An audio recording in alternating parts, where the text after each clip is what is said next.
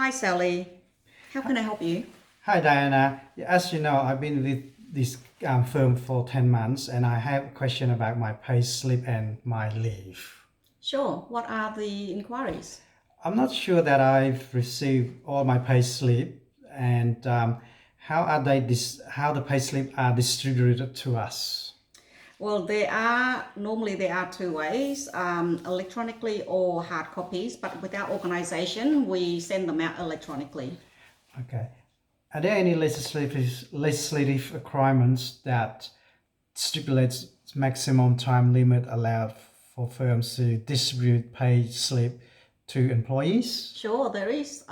So it's within 1 day of the pay run. Okay. I'm concerned that my co-worker compares salaries in the team. Are there any legislative requirements regarding the handling of the confidential information such as pay slips? Absolutely, there are. There are legislative requirements regarding the handling of confidential information, such as payslips. So, with our organization's employees' information are treated very seriously. They are very private and confidential. We have them locked up in the payroll manager office, and not just in the office. They are also filed in the cabinet, which are also locked. And all this information are only accessible by the payroll staff or to the employee or the some payroll personnel. However, sometimes, if the Fair Work request those informations, we are obligated to provide to them. Thank you. I'm a full-time employee. So I work 0 hours per week and I am paid on an hourly basis. I have entitlement of 4 weeks annual leave. I want to know the accumulated annual leave shown on my payslip has been calculated. Specifically, how is the annual leave accumulation calculation worked out and how the number of annual leave hours on my payslip calculated? Sure. So for full-time employees such as yourself, are entitled to 4 weeks annual leave. So how that is calculated is our payroll system works on 4 weeks per year, and so basically, if you're a full-time employee, you get 152 hours per year, and if you want to break that down to a weekly level, then each employee should get about 2.923 hours per week. That's for full-time staff.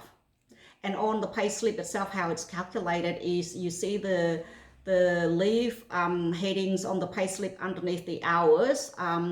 You see the year-to-date amount number and then the used. I'm assuming because you haven't been taken leave since you've been here, so the used amount would be 0 on your payslip, and then the remaining would be, in your case, the same as the year-to-date amount.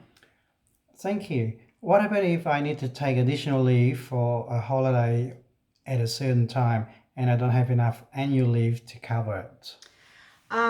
Every company is treating this differently. I have not been asked this or having to action this with this company.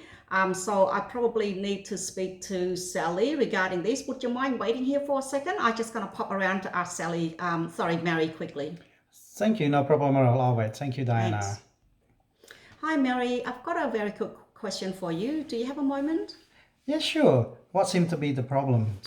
Well, Sally is in my office. She's wanting to know if she wants to take extra leave, more than her entitled hours. What's our policy here and what can she do? Okay, no problem. Sally has a couple of options. According to the company policy, one, she can use up her annual leave and annual leave she does have and take the rest of the leave as unpaid leave. Two, she can take leave in advance. Leave in advance? Can you explain that, please? Yeah, that basically means taking leave before you accrued it. It's something we do to give people a bit of flexibility. It also means people don't take leave all at the same time. Okay, that makes sense. What action can Sally do for her choice of the two options?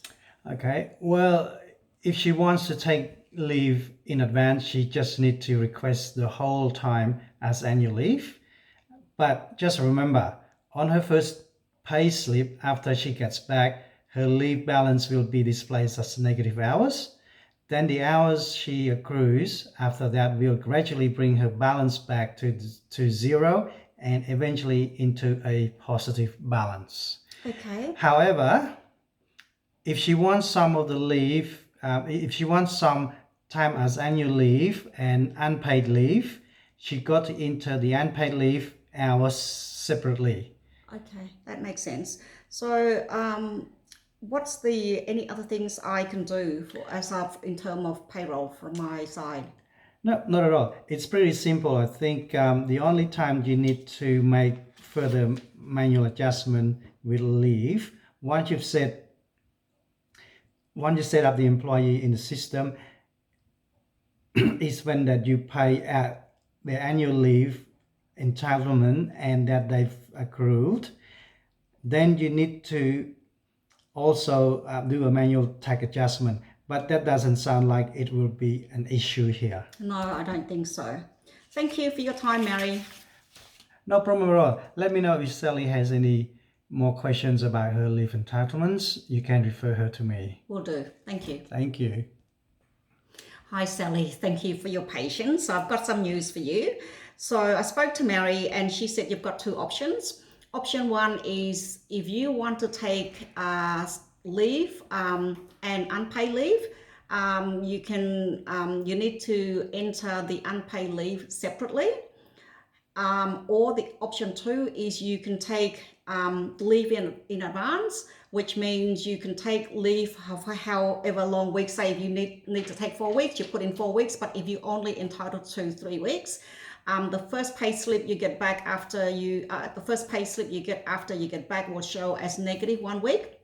However, that negative amount will eventually become zero and then go back to positive once you work and accrue your annual leave over time. Does that make sense? Yeah, thank you, Diana. That makes sense. I'll let you know what I want to do. Okay, Thank no you. worries. I'm here. Thanks. Okay, Bye. bye.